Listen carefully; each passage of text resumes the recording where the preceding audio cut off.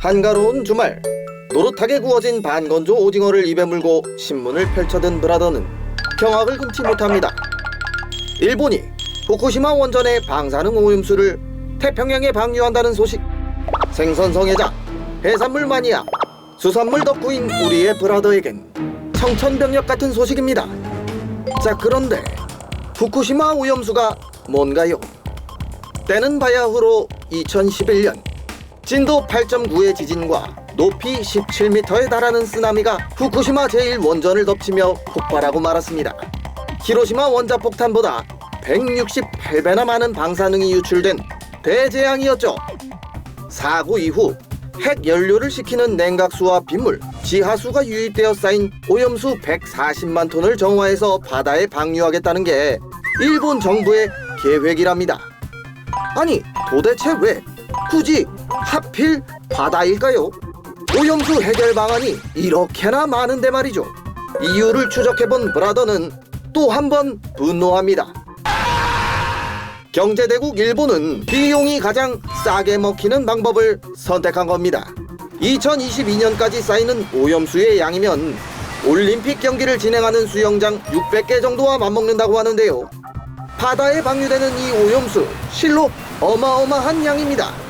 뻔뻔한 일본 정부는 우릴 호구로 하는지 환경엔 큰 영향을 미치지는 않는다고 했지만 일본 자체 조사에서도 정화된 오염수 중 무려 80%에서 인체에 유해한 방사성 물질이 발견됐다고 합니다.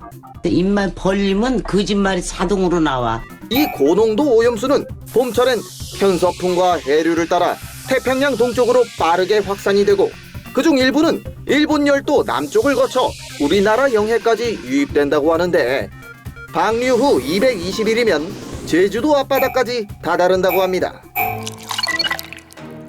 브라더는 첫사랑을 그리듯 제주도 수산물들을 불러봅니다. 다리가 짧아 슬픈 한치, 터줏대감 자리돔, 럭셔리 생선 자바리.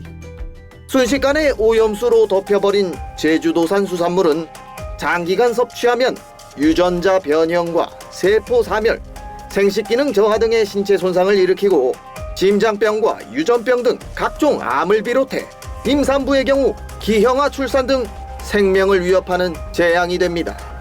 그리고 한 달 뒤 동해까지 퍼져 어업과 관광업으로 생계를 꾸리는 지역 경기를 침체시키고 방류된 지 400일 뒤면 서해까지 유입돼 결국 한반도 바다 전체가 오염수가 되어버릴 겁니다.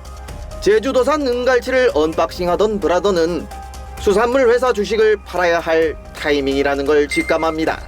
코로나주, 바이오주, 언택트주 등 참 가지가지 한다 싶었는데 이제는 후쿠시마 오염수 관련주까지 난리 6.25 때 난리는 난리도 아닙니다. 수산물 대체제인 돼지와 소, 닭고기 관련 기업들과 각종 위생상품 생산 회사들의 주가가 올라갔습니다. 체내 방사능 배출에 좋은 미역과 다시마, 우엉의 사재기 현장에서 패배해버린 아내는 방사능 오염으로 인한 아토피와 폐렴 등의 질병보험 상품들을 아이들의 보험에 급히 추가했습니다. 1993년 일본 총리 호소카와는 러시아가 방사성 폐기물을 일본 근해에 버리는데 강력하게 규탄하고 러시아 대통령과 양자 회담을 개최해 방사성 폐기물을 바다에 버리지 않겠다는 합의서에 서명하게 했습니다. 그랬던 일본이 이번에는 보란듯이 후쿠시마 오염수를 방류하겠다는 얘기를 하다니 이거 참 어이가 없습니다. 어이가 없네. 게다가 일본은 지난해 태풍 하기비스의 직격탄을 맞고 방치됐던 고농도 방사능 오염토들이 바다에 떠내려가는 걸 먼 산 보듯 해서 뚜껑 열리게 했고 휴양지로 생계를 유지하는 작은 섬나라 모리셔스 앞바다에 기름 수천 톤을 유출시키고도 안일한 태도로 일관하며 비난받기도 했습니다. 일본이라는 나라의 종특이 내로남불인 건가 궁금해지는 우리의 브라더. 그렇다면 후쿠시마 오염수 방류를 법적으로 막을 수 있는 방법은 없는 걸까요? 일본의 결정은 분명 국제법에 속하는 유엔 해양법 협약을 어기는 행위인데요. 현재 일본의 결정에 가장 큰 영향을 받게 될 제주도는 도지사가 앞장서서 한일 연안 주민들을 대표할 주민 원고단을 모집하고 일본 정부를 상대로 민형사 소송을 시작했다고 합니다. 전 세계를 향해서도 일본의 방류 계획의 위험성을 널리 알리기 위한 홍보 활동도 병행할 거라는 소식인데요. 정부 차원에서도 정치적인 메시지를 적극적으로 전달해야 합니다. 1993년 일본이 러시아에게 했던 것처럼 문재인 대통령도 스가 총리와의 담판을 통해 일본의 오염수 방류 결정을 되돌릴 수 있도록 설득하고 국제사회에도 우리 입장을 전달하고 뜻을 함께하는 나라들과 연대해 일본에게 강한 압박을 이어가야 할 겁니다. 브라더 역시 개인으로서 할 수 있는 방법들은 다 해볼 생각입니다.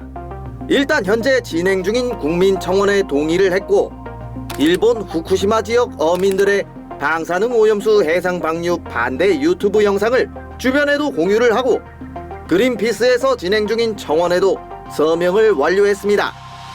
만약 이런 노력에도 불구하고 후쿠시마 오염수 방류가 강행된다면 우리의 삶은 많은 변화를 감당해야 할 겁니다.